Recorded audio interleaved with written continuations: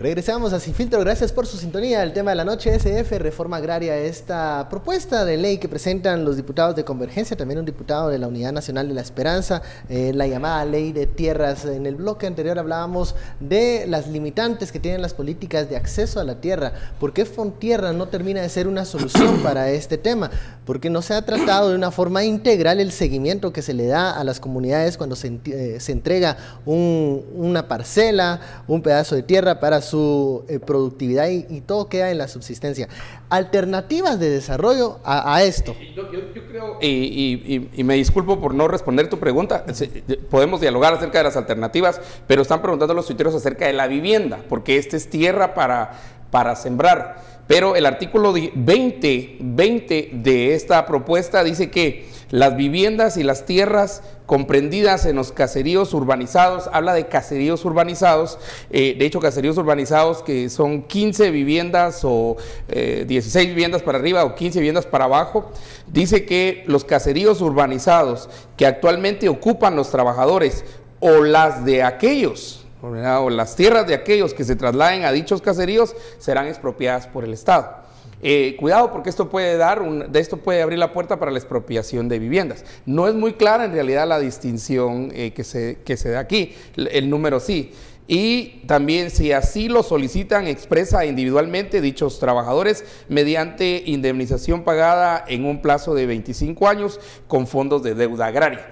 El modelo que se ha utilizado en repartición de tierras en Guatemala ha pasado por el Fondo de Tierras y el Fondo de Tierras lo que hizo era compraba tierras que luego se las vendía a los grupos organizados de campesinos, pero luego estos grupos, como ya se explicó, no tienen la capacidad de pagar. De hecho, esta ley perdona esa deuda, que son millones de millones. Y en teoría el dinero que pagara un grupo que se le dio tierra iba a ser utilizado para comprar otra finca, para darle la finca a otro grupo, y eso serían las unidades campesinas productivas.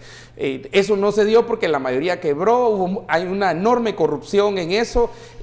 Muchos, los que se hicieron ricos fueron los que negociaban las fincas, las instituciones que participaban ahí. Se volvió una corrupción enorme que deben. Y el patrimonialismo de las organizaciones campesinas. Ah, sí, totalmente. Porque ¿qué pasó? Resultaba que entonces ser el contraparte del Fondo de Tierras, es decir, yo ser el que organiza a la comunidad para ir al Fondo de Tierras a pedir la tierra, se volvía un negocio rentable. Ojo, Piero Gleijeses, en su libro Esperanza Rota, que narra pues, el periodo de Arbenz, y Gleijeses es un autor italiano, si no me falla la memoria, y que viene a estudiar el caso guatemalteco. Piero Gleijeses, cuando analiza el funcionamiento de los comités agrarios locales, cuenta muy bien la historia, cómo el comité agrario local, que era el comité que se dedicaba a evaluar la propiedad a ser expropiada y a evaluar quiénes iban a ser los beneficiarios de esa expropiación, resultaba que el comité agrario local primero repartía las mejores tierras para sus compinches y después ya le repartía al resto de la gente. Entonces, también digamos que el modelo... Pero además también hubo mucha corrupción del lado de quienes vendían las fincas, porque digamos era una finca que costaba 3 millones de quetzales. Pero si el Estado la quería comprar. Y si el Estado la quería comprar, se la vendían en 20 millones, pero era un acuerdo que tenían con la gente que estaba en la dirección de Fontierras. Y resultaba que la finca no era productiva. Y la finca no era productiva ni era nada. Si vendieron barrancos, y eso es lo que están proponiendo aquí otra vez. Y solo cómo se dio la corrupción. Y entonces, bueno, te vendo mi finca, vale 3 2, pero yo te la doy en 20. Ok, yo te la compro en 20, pero ni sabes qué, como sobran 17, me quedan 5 a mí. No, así. Entonces se negociaban. Entonces, los sobrantes iban mitad a mitad, el corrupto y el corruptor. Y al final los dos eran corruptos. Existía un espacio para la corrupción en esos lugares. Pero, ¿cómo lograr un país de propietarios, por ejemplo? ¿Cómo lograr que exista un impulso en la tecnificación del agro? Porque hay una gran parte de la población que subsiste en la agricultura en este momento. ¿Cómo entonces tomar eso y evitar que sigan creciendo estos conflictos agrarios porque la Secretaría no se da abasto para atenderlos? No, y además entonces, es corrupta, ¿qué ¿verdad? se puede hacer? Mira, ¿Qué se puede hacer los como niveles de alternativa a esto? Los niveles de vamos a ver, esto en pequeñas parcelas de tierra es lo más ineficiente. Es lo más ineficiente, la gente al final termina dejándolos. Les dije el ejemplo de El Salvador. El ejemplo que los antropólogos estudiamos más es el ejemplo de los ejidos. en el sur de México. Y cómo al final el mismo Estado mexicano que empezó a repartir ejidos, que eran una cantidad de tierra igual para todos, ¿verdad?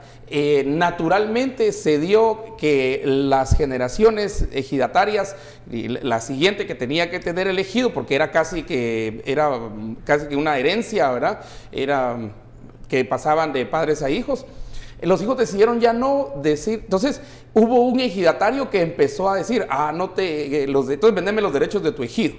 Y empezó a comprar aquí, empezó a comprar ahí. Cuando vieron lo que tenía, lo que el Estado promovió fue una creación latifundista más grande que contra la que estaba luchando para haber hecho el sistema de ejidos. Entonces, ese sistema, y hay muchos lugares en el mundo que ha probado ser, y México, que va a venir el presidente mexicano, nos da un ejemplo, aquí pegado a Guatemala, en el sur, en Chiapas, ¿verdad? Entonces, ese no es el punto es primero cuál no es el camino. Históricamente en muchos países se ha probado cuál no es el camino. Segundo, aquí acuden al acuerdo de paz sobre aspectos socioeconómicos y situación agraria. Es el sexto acuerdo. Es el acuerdo que se firma después del acuerdo sobre identidad y derecho de los pueblos indígenas. Hubo un gran debate en la firma del acuerdo sobre identidad y derecho de los pueblos indígenas. Algunas veces estuve presente en ese debate. Entonces, como el tema tierra era muy complicado, se hizo un acuerdo exclusivo para tierras. Pero ese acuerdo de tierras tiene una premisa que aquí no la mencionan, y es que la economía crezca al 6% anual por 10 años. Artículo 18 del acuerdo sobre aspectos socioeconómicos de institución agraria. Sé que esto es muy complicado y es muy difícil, pero ¿cuál es la premisa? Mire, vamos a crecer económicamente y entonces vamos a poder hacer muchas otras cosas, seguro social, educación y todo esto. No hemos crecido nunca a 6%, nunca hemos crecido a 6%. 6, 7, 8% fue lo que creció Chile para ser Chile hoy, sostenidamente por 10, 15 años. A eso es lo que necesitamos. Entonces lo que necesitamos es crecimiento económico. Crecimiento económico no se da a partir de la repartición de tierras, el crecimiento económico se da con certeza jurídica e inversión de capital. No hay otra forma de hacerlo. Y ojo, miren, es que por eso les digo, de veras, aquí en Guatemala estamos trabados en 1950. El concepto de entender el capital como propiedad de tierra, a la gran puchica, eso se quedó trabado hace 60 años. El capital hoy se entiende como capital, pues no solo productivo, capital de inversión, pero sobre todo ahora capital intangible, capital humano. Es decir, ahora el capital que más se está siendo explotado a nivel mundial es el capital de las personas, de la enseñanza, de la salud, de la mano de obra y demás. Entonces, ¿qué pasa? La idea de pensar que para que yo genere desarrollo económico necesito generar microcapitales a través de repartición de tierra, otra vez, eso ya se quedó ahogado en los libros de economía.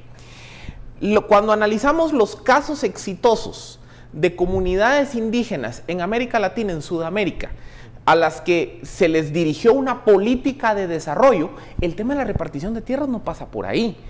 En Chile se implementó un sistema de fomentar la asociatividad productiva, que es la forma chilena de decirle al sistema de las cooperativas. O sea, la asociatividad productiva parte justamente de la premisa que teniendo minifundios y teniendo pequeñas parcelitas disgregadas no se va a llegar a ningún lado. No se va a Entonces, la idea de la asociatividad productiva es decir, bueno, juntemos a muchos microproductores que esto les permita tener una mayor extensión de terreno y que con una mayor extensión de terreno, una unidad, una unión, o mejor dicho, una unión asociativa que les permita acceder a fuentes de capital, puedan tecnificar su producción y tecnificando su producción pueden pasar de la agricultura de subsistencia a la agricultura excedentaria.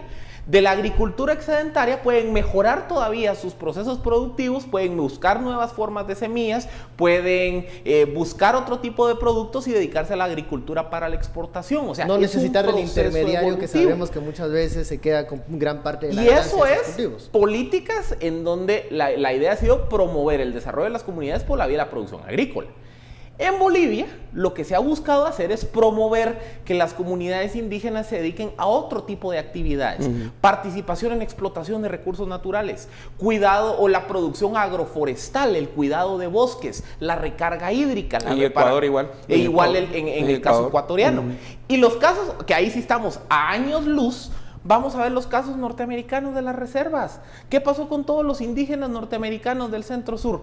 Se les generaron incentivos de capital para invertir en casinos, para invertir en hoteles, en turismo. Es decir, ahí la lógica ya ni siquiera es de tierra. La lógica pero es, hay una lógica de desarrollo. Sí, hay una lógica de desarrollo y en los casos que va más allá y hay de casos la tierra. exitosísimos de producción de vino por comunidades, digamos, por comunidades indígenas de Estados Unidos. Esas Si son están en la tierra que eso es lo que yo digo, son las alternativas que hacen pero se falta. han ido por el lado de la cooperativa.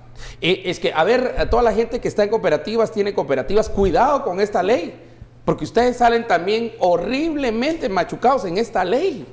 Cuidado las cooperativas. Y aquí le estoy dando una advertencia a tantos colegas cooperativistas en todo el país, ¿verdad? Cuidado que esta ley en cierto momento puede quitar también la propiedad cooperativa. En Guatemala no hay comunal o privado, hay 17 formas de tenencia de tierra, no son 2. Nosotros tenemos 17 formas de tenencia de tierra. Creo que hay que respetar esas 17 formas de tenencia y esas de tierra. 17 generan mucha tensión en cierto momento. ¿Dónde tenemos ahorita estado de sitio?